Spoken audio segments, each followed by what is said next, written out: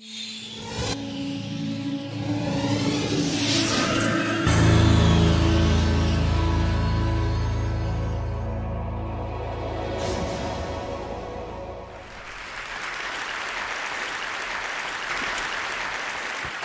going to tell you a little bit about my TEDx Houston talk. I woke up the morning after I gave that talk with the worst vulnerability hangover of my life. And I actually didn't leave my house for about 3 days. The first time I left was to meet a friend for lunch. And when I walked in, she was already at the table, and I sat down, and she said, "God, you look like hell." I said, "Thanks. I feel really, I'm not functioning." And she said, "What's going on?" And I said, "I just told 500 people that I became a researcher to avoid vulnerability, and that when being vulnerable emerged from my data as absolutely essential to wholehearted living, I told these 500 people that I had a breakdown. I had a slide that said breakdown. At what point did I think that was a good idea?" And she said, "I saw your talk live streamed. It was not really you. It was a little different than what you usually do, but it was great." And I said, "This can't happen. YouTube, they're putting this thing on YouTube, and we're going to be talking about 600, 700 people." And she said, "Well, I think, it's too late." And I said, "Let me ask you something." And she said, "Yeah." And I said, "Do you remember when we were in college and really wild and kind of dumb?" She said, "Yeah." And I said, "Remember when we leave a really bad message on our ex-boyfriend's answering machine? Then we'd have to break into his dorm room and then erase the tape." And she goes, "No." So, of course, the only thing I could think of to say at that point was, "Yeah, me neither. Yeah, me neither." And I'm thinking to myself, "Brené, what are you doing? What are you doing? Why did you bring this up? Have you lost your mind? Your sisters would be perfect for this." So I looked back up, and she said, "Are you really going to try to break in and steal the video before they put it on YouTube?" And I said, "I'm just thinking about it a little bit." She said, "You're like the worst vulnerability role model ever." And then I looked at her and I said something that at the time felt a little dramatic, but ended up being more prophetic than dramatic. I said, "If 500 turns into 1,000 or 2,000, my life is over." I had no contingency plan for 4 million. And my life did end when that happened. And maybe the hardest part about my life ending is that I learned something hard about myself, and that was that as much as I would be frustrated about not being able to get my work out to the world, there was a part of me that was working very hard to engineer staying small, staying right under the radar. But I want to talk about what I've learned. There's 2 things that I've learned in the last year. The first is vulnerability is not weakness. And that myth is profoundly dangerous. Let me ask you honestly, and I'll give you this warning. I'm trained as a therapist, so I can outweight you uncomfortably.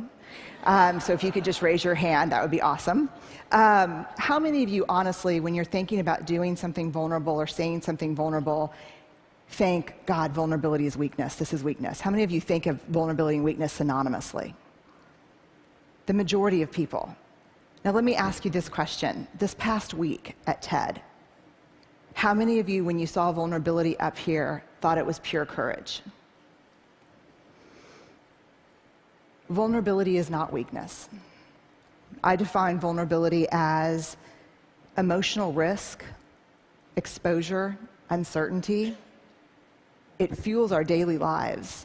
and I've come to the belief, this is my 12th year doing this research, that vulnerability is our most accurate measurement of courage. To be vulnerable, to let ourselves be seen, to be honest. One of the weird things that's happened is after the TED explosion, I got a lot of offers to speak all over the country. Everyone from schools and parent meetings to Fortune 500 companies. And so many of the calls went like this: hey, Dr. Brown, we loved your TED Talk. We'd like you to come in and speak. We'd appreciate it if you wouldn't mention vulnerability or shame.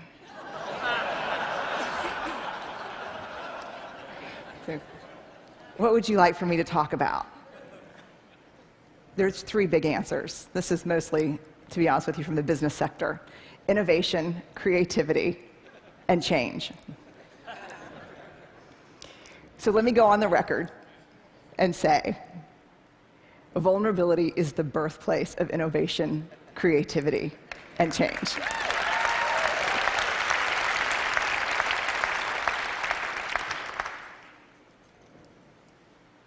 To create is to make something that has never existed before. There's nothing more vulnerable than that. Adaptability to change is all about vulnerability. The second thing, in addition to really finally understanding the relationship between vulnerability and courage, the second thing I learned is this: we have to talk about shame. And I'm going to be really honest with you. When I became like a vulnerability researcher, and that became the focus because of the TED Talk, and I'm not kidding that. I'll give you an example. About 3 months ago, I was in a sporting goods store buying goggles and shin guards and all the things that parents buy at the sporting goods store. About from 100 feet away, this is what I hear: vulnerability TED, vulnerability TED.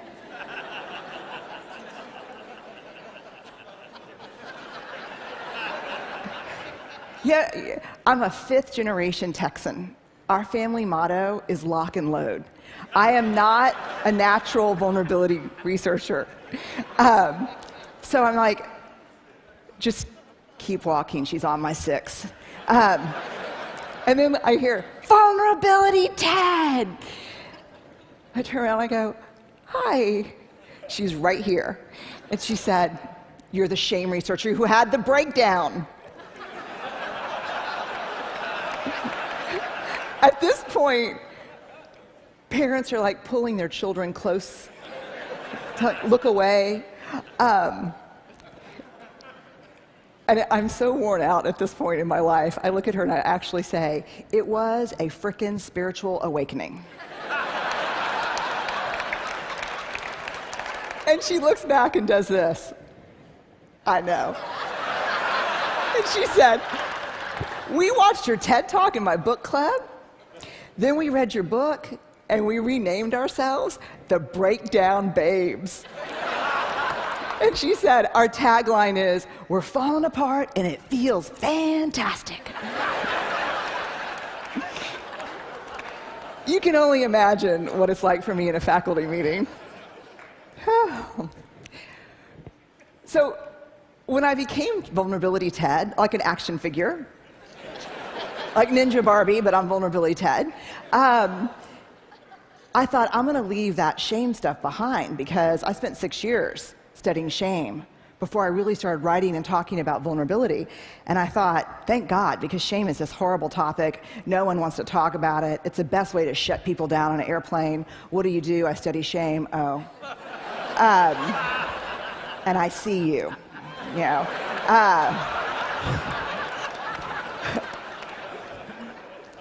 But in surviving this last year, I was reminded of a cardinal rule, not a research rule, but a moral imperative from my upbringing.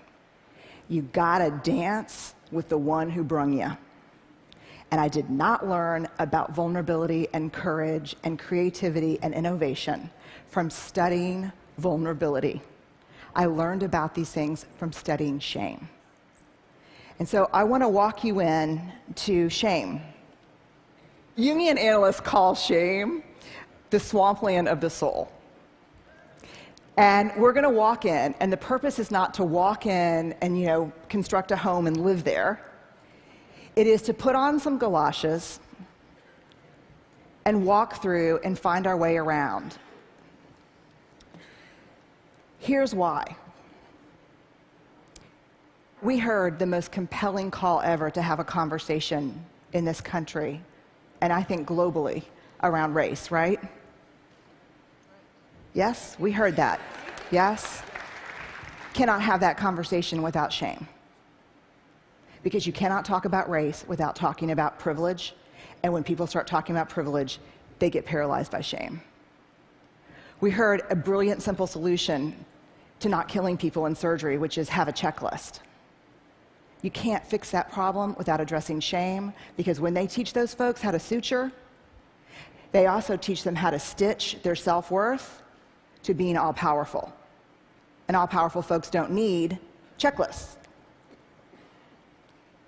And I had to write down the name of this TED Fellow so I didn't mess it up here. Mishkin Ingawale. I hope I did right by you. I saw the TED Fellows my first day here, and he got up and he explained how he was driven to create some technology to help test for anemia because people were dying unnecessarily. And he said, I saw this need, so you know what I did? I made it. And everybody just burst into applause, and they were like, yes! And he said, and it didn't work. And then I made it 32 more times. And then it worked. You know what the big secret about TED is? I can't wait to tell people this. I guess I'm doing it right now. This is like the failure conference. No, it is. You know why this place is amazing? Because very few people here are afraid to fail. And no one that gets on the stage so far that I've seen has not failed. I have failed miserably, many times. I don't think the world understands that because of shame. There's a great quote that saved me this past year by Theodore Roosevelt. A lot of people refer to it as the man in the arena quote. And it goes like this: it is not the critic who counts. It is not the man who sits and points out how the doer of deeds could have done things better and how he falls and stumbles. The credit goes to the man in the arena, whose face is marred with dust and blood and sweat. But when he's in the arena, at best, he wins, and at worst, he loses.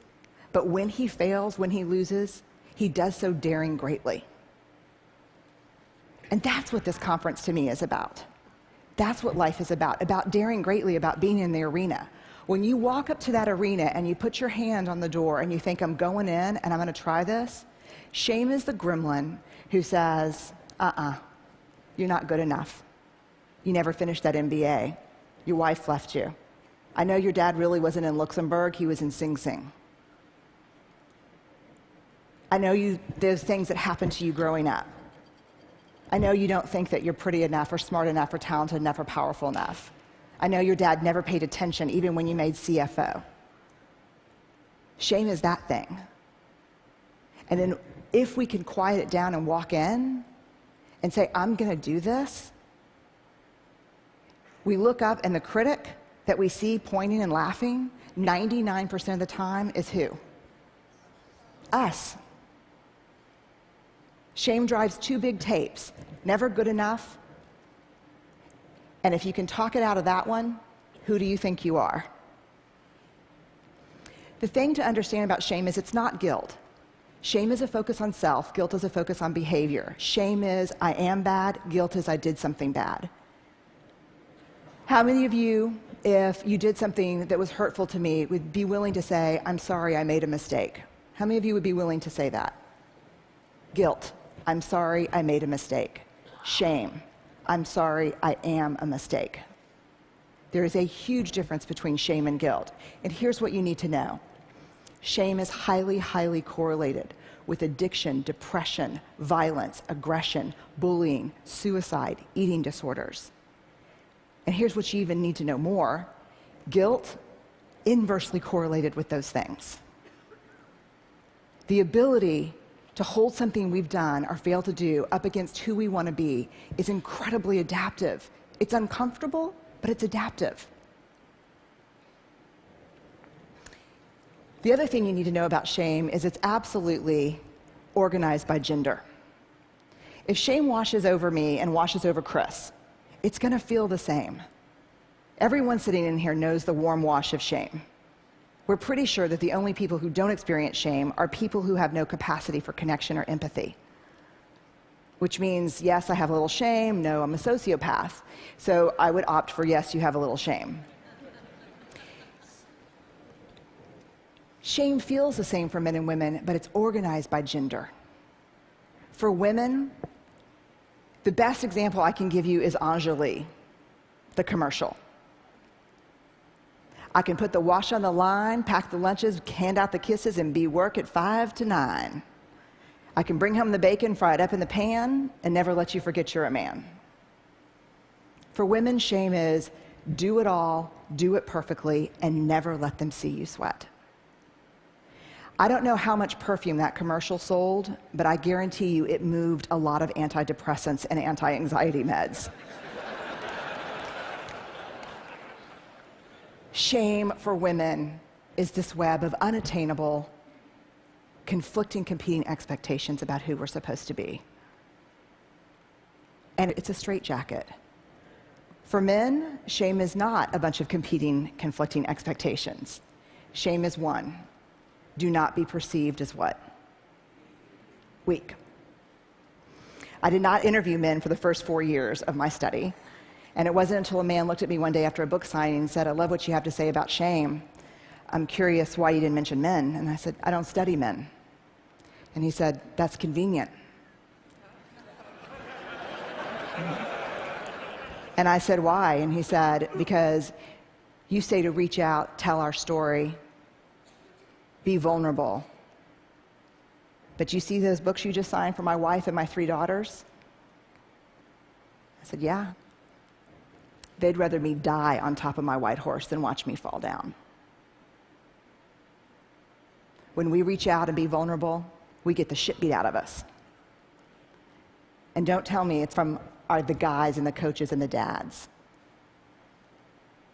Because the women in my life are harder on me than anyone else. So I started interviewing men and asking questions. And what I learned is this. You show me a woman who can actually sit with a man in real vulnerability and fear, I'll show you a woman who's done incredible work. You show me a man who can sit with a woman who's just had it. She can't do it all anymore. And his first response is not, I unloaded the dishwasher. But he really listens, because that's all we need. I'll show you a guy who's done a lot of work. Shame is an epidemic in our culture. And to get out from underneath it, to find our way back to each other, we have to understand how it affects us and how it affects the way we're parenting, the way we're working, the way we're looking at each other. Very quickly, some research by Mahalik at Boston College. He asked, what do women need to do to conform to female norms? The top answers in this country: nice, thin, modest, and use all available resources for appearance. When he asked about men, what do men in this country need to do to conform with male norms? The answers were always show emotional control, work is first, pursue status, and violence. If we're going to find our way back to each other, we have to understand and know empathy, because empathy is the antidote to shame. If you put shame in a petri dish, it needs 3 things to grow exponentially: secrecy, silence, and judgment. If you put the same amount of shame in a petri dish and douse it with empathy, it can't survive. The 2 most powerful words when we're in struggle: me too. And so I'll leave you with this thought. If we're going to find our way back to each other, vulnerability is going to be that path. And I know it's seductive to stand outside the arena, because I think I did it my whole life, and think to myself, I'm going to go in there and kick some ass when I'm bulletproof and when I'm perfect. And that is seductive. But the truth is, that never happens. And even if you got as perfect as you could and as bulletproof as you could possibly muster, when you got in there, that's not what we want to see. We want you to go in. We want to be with you and across from you. And we just want for ourselves and for the people we care about and the people we work with to dare greatly. So thank y'all very much. I really appreciate it.